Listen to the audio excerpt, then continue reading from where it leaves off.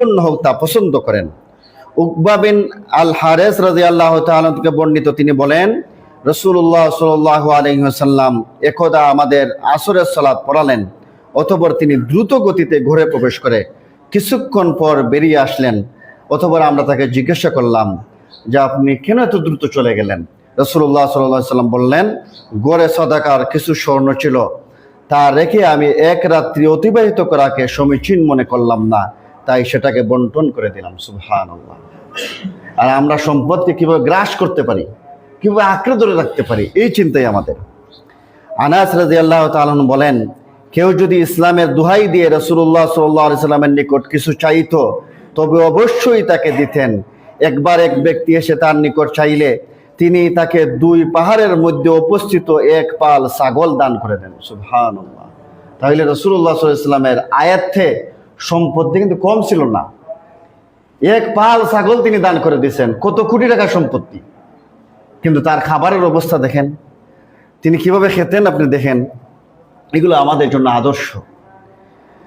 এত দানবীর দাতা হওয়ার পরেও আমাদের নবী সাল্লাল্লাহু আলাইহি সাল্লামের অবস্থা সম্পর্কে একটু চিন্তা করে দেখেন যে তিনি কিভাবে দিন যাপন করতেন।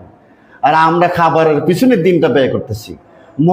মহিলারা সারাদিন খাবার রাঁধতে রাঁধতে তাদের জোহরের সালাত আসরের টাইমে পড়ে, মাগরিবের সালাত পড়ার টাইম নাই, এশার সালাত পড়ার টাইম নেই, একটা সালাত ওয়াক্ত মতো পড়ার টাইম নাই, কারণ তার খাবার রান্না করতে হবে এবং 10-15টা আইটেম রান্না করতে হবে, একটা আইটেমে তার হয় না।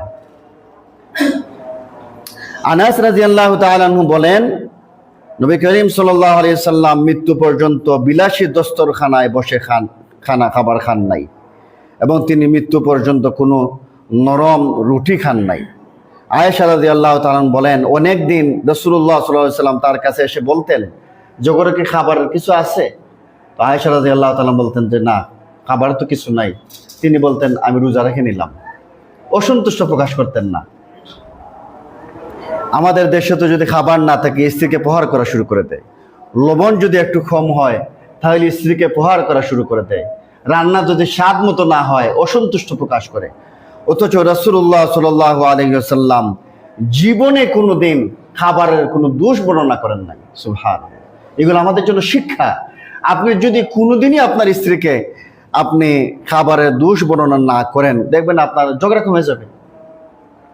এগুলো খাবার নিয়ে অনেক ঝগড়া হয়, তালাক পর্যন্ত দেয়া দেয়। খাবারের পিছনে আমাদের এত বেশি মগ্ন।